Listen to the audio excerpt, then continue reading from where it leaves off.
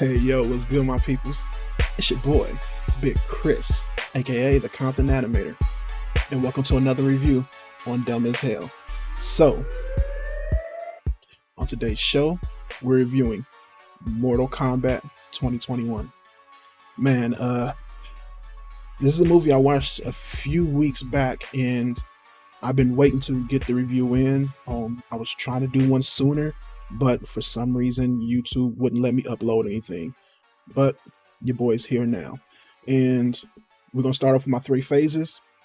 What I thought of the movie as far as my expectations going in, my overall positives for the movie, my mixed feelings, and then we'll end it off with a review and a rating. So, for this one, man, I was going into this movie with high expectations, but I also kind of had them lowered because I know this had a lot of potential of being bad. It had a lot of potential of messing up and not being the movie that I wanted it to be. I'm a huge Mortal Kombat fan. I've been with it since the first video game back in '93. I collected almost every single one of the video games. I kind of skipped a couple during the PS1 era, but I eventually ended up playing those. But especially when the NRS, NetherRealm Studios, took over, and Mortal Kombat 9, Mortal Kombat X, and Mortal Kombat 11, which I'm damn near really good at, and I'm going to tournaments and stuff in. That's been my game. That's been my thing. I've been playing that for a long time. I'm also a huge fan of the first movie. I love that first movie, man. I'm still one of the people who say it's the best video game movie to date. And I've watched all the other stuff, the second Annihilation, which was trash, Mortal Kombat Conquest, which was trash. I've seen all the web series and stuff like that. So, I'm in it to win it with Mortal Kombat. Your boy's a big fan of this. So, I come in with a lot of knowledge and, pretty deep on the stuff like that. And like I said, when I came in this one, I was expecting some good stuff, but I was trying to keep my expectations by minimal. And with that being said, the movie let me down a lot, but there were some things here that were just really entertaining. And to start with, I want to say, man, my favorite thing about this movie so far is Sub-Zero and Scorpion. Now, I'm going to talk about Kano in a little bit, because I know a lot of people love Kano in this movie, but to me, Sub-Zero and Scorpion really did embody a lot of what Mortal Kombat is. A lot of what the storytelling is, a lot of what they are trying to do. Both of these actors were really good here, man. You can tell that they knew the martial arts, they knew how to fight, they knew how to set up staging and stuff, because their fighting was better than everyone else's in the movie. There was no jump cuts, there was, no BS to where it was like, oh, that's an obvious stuntman or anything. Like, they were really good. The beginning fight was really good. The stuff at the end was pretty good, and anytime they were fighting, it was fun to watch. And I really liked where they went with the story with them. Like, to me, they were even better than the original movie, because they were actual characters in this one.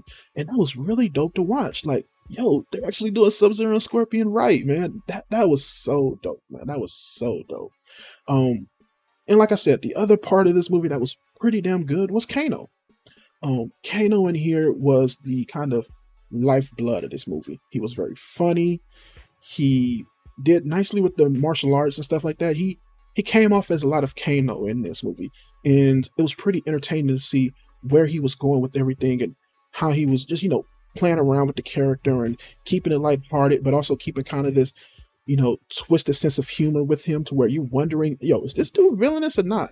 I'm interested in the way they played him, because he was never a good guy, but they were trying to, push him that way a little bit. And that was pretty interesting for them to do. And I didn't mind it so much. I'll also say that there were some of the other characters, like base level, I didn't mind them. Like a Sonya Blade or Jax, and even Liu Kang and Kung Lao. They were okay base level, and I didn't mind them for the most part. But that's where I'm going to hop into my negatives in a second. And I also want to say that another thing I liked here was, I liked the way they were setting up a few things. I didn't mind some of the way they had a couple of the characters and the way they were getting ready to tell their story. And I didn't even mind how they ended it. But the main problem with this movie is that the storytelling, the directing, the setups, the sets themselves, the CG, the pacing, all of that is super, super off, man. Like, as far as the storytelling itself go, the movie is set before Mortal Kombat. They're getting all the characters to go to Mortal Kombat, which is okay. It sounds interesting for the first, 30, 40 minutes of the movie. Maybe not even that. Like the original movie had it in, like, I would say the first 20 minutes at best, that, everything is getting set up. They're in this movie, they're training and learning and stuff like that. The movie is set around this guy named Cole. I don't really know the actor's name or anything, but the character's name is Cole. He's not an original Mortal Kombat character. He's a new character they set up for this movie. And that's the first big hiccup for this movie. It's just not a good idea here. I can understand it if you had we got a really good idea for a character. We got a really good idea for how we're going to do this here. And we really want to take this character and really flesh him out with this movie and tell this new story in Mortal Kombat. That'll be dope. That'll be fun. But that's not what they did here. It kind of seemed like they didn't want to do the Liu Kang story again, so they just came up with another character and like, yo, this is what we got. And it just was not good. And they tried to do this thing in the movie where the people don't normally have their powers at the beginning. They have to earn them. They have to gain them. And the only way you can do it is by having this Dragon Mortal Kombat tattoo. And that was just kind of dumb because, like, that's the only way you can get powers.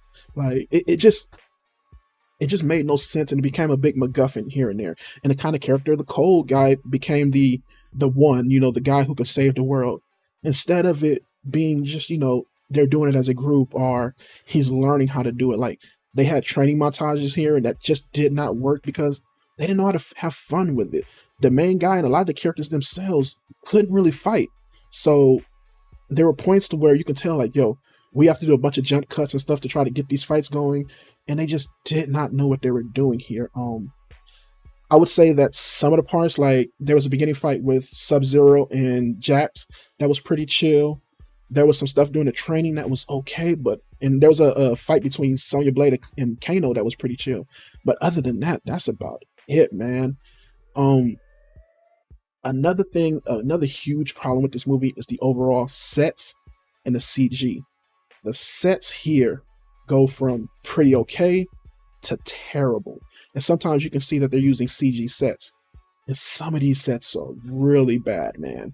There's some parts where they go into the other world and are the nether realm, and you just see like, yo, what the hell is this? Like, it looks like a early 2000s CG set, like you'll see on like on the movie, like what is it, Doom or whatever. Like, it's so weird. They look so badly because this movie got a pretty good budget. But there's other sets that you can tell are practical, like the one at the end and the one at the beginning, which both feature which both feature Sub-Zero and Scorpion.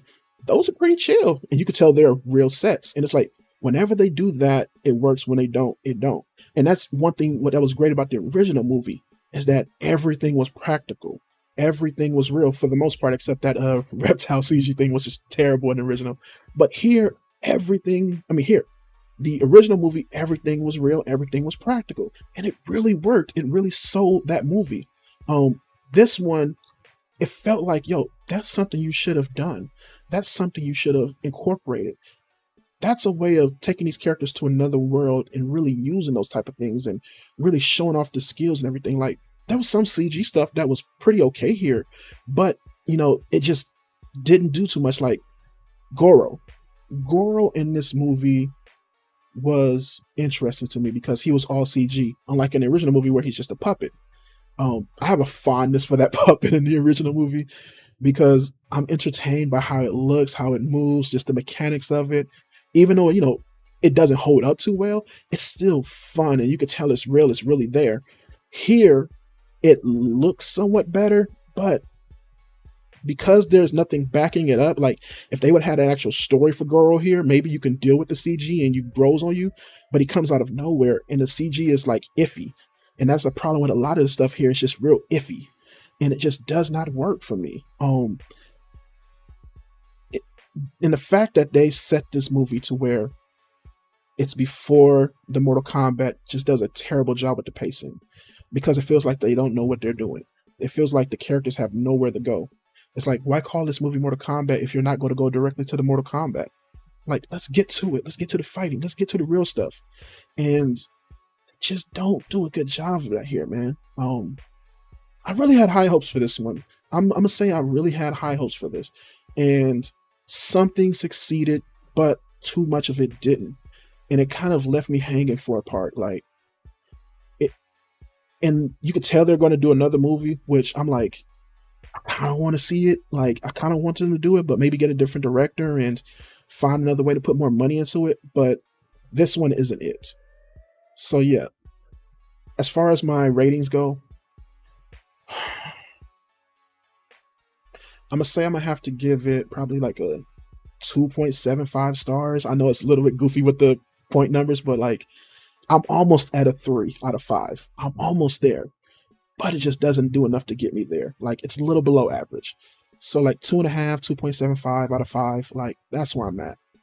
It's a okay movie at points, but at other points it's just not good.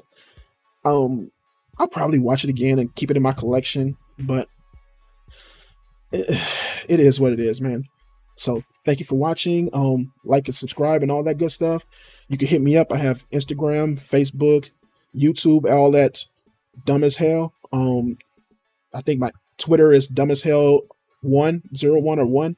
Just find me. You'll see me. You'll see the little face with the image and everything. So yeah, check me out, and I'll be back soon with another review. Peace.